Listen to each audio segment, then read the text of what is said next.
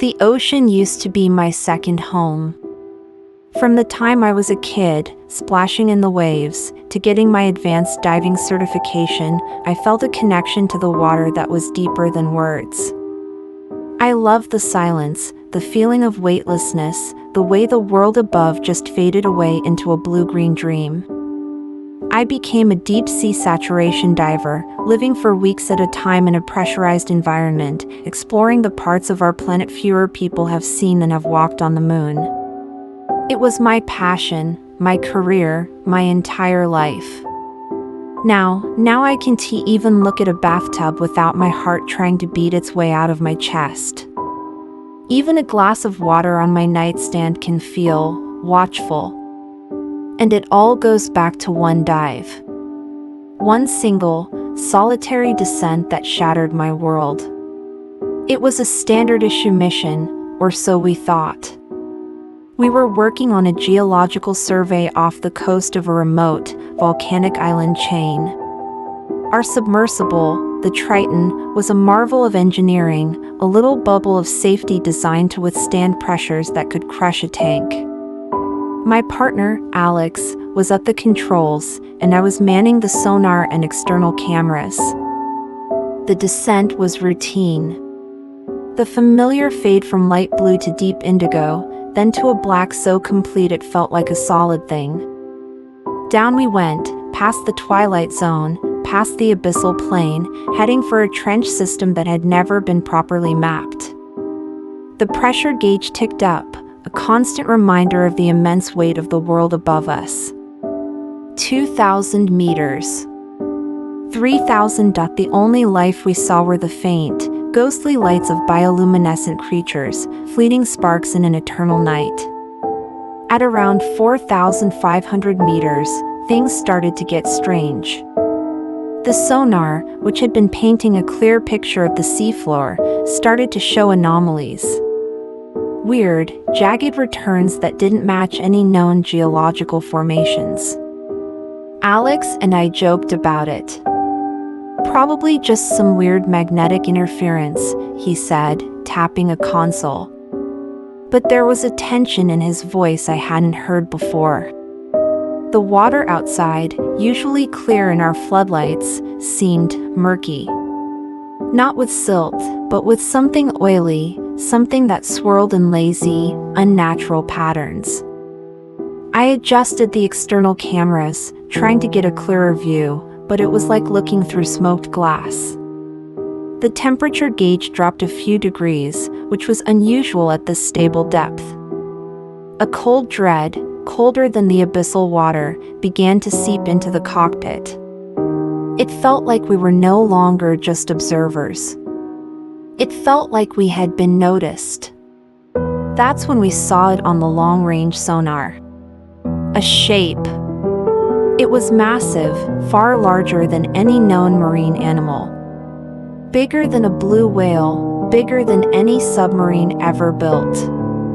It was a blot of nothingness on the screen, a void that absorbed the sonar pings instead of reflecting them.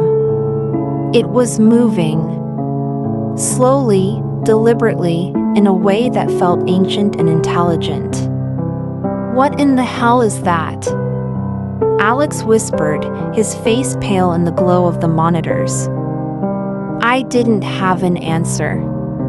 My job was to identify things, but there was no classification for this. No file. No reference. It existed outside of everything we understood about biology, about physics, about life itself. The shape on the sonar began to move towards us.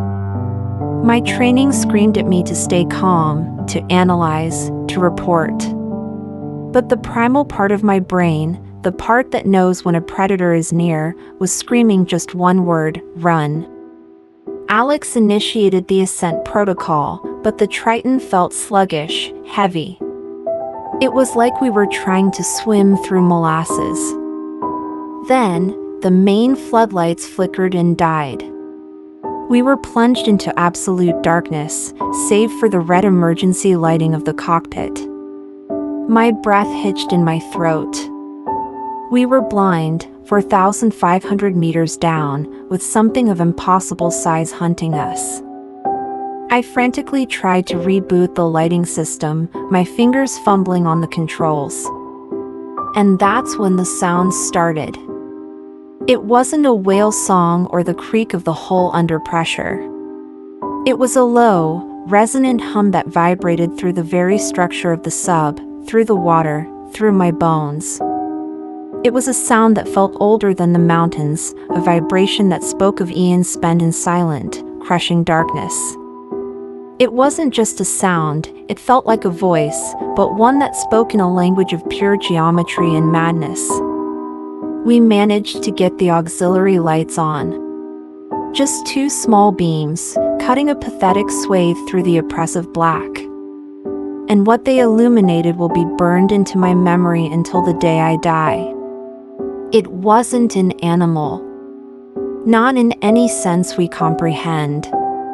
It was a landscape of flesh. A mountain of non-Euclidean angles and impossible curves that filled our entire view. There were things that might have been limbs, but they were too numerous, jointed in ways that defied anatomy. I saw textures that were somehow both scaled and chitinous, shifting colors that didn't exist in the visible spectrum.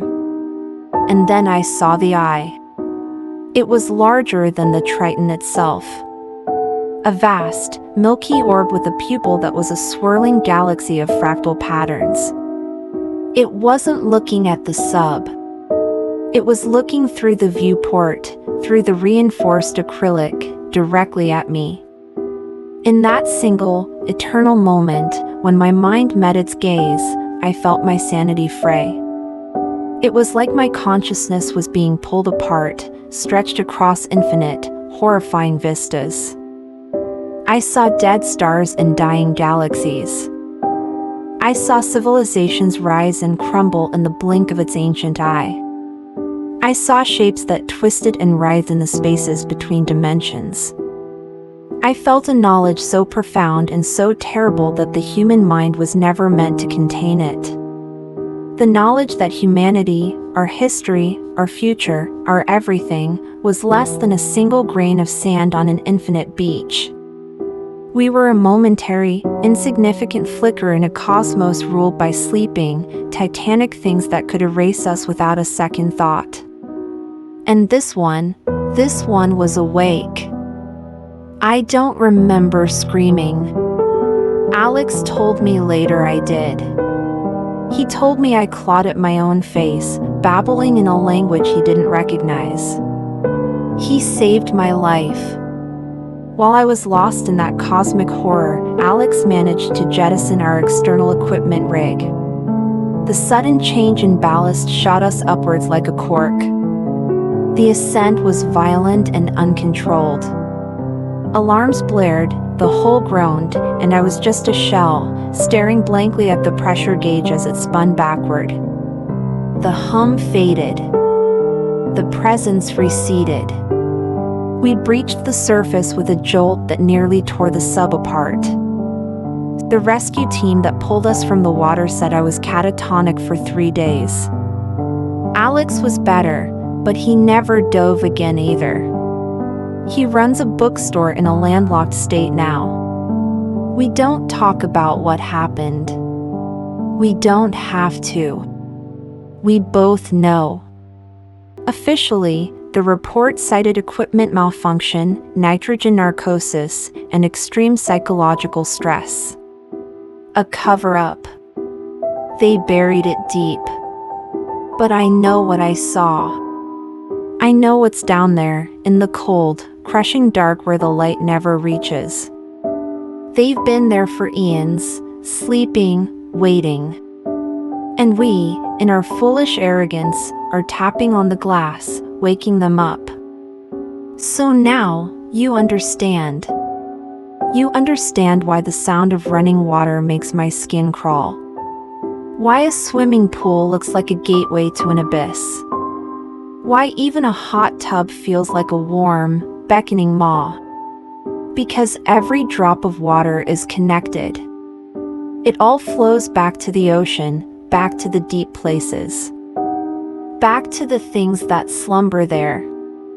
I know that what I saw was just a single entity in a world teeming with such horrors. I am terrified of the water not because of what I saw but because of what that thing made me understand. We are utterly hopelessly and completely alone in a universe that does not care, and we are surrounded by things that are not our friends. Thank you for listening. Stay safe, and maybe stay on dry land.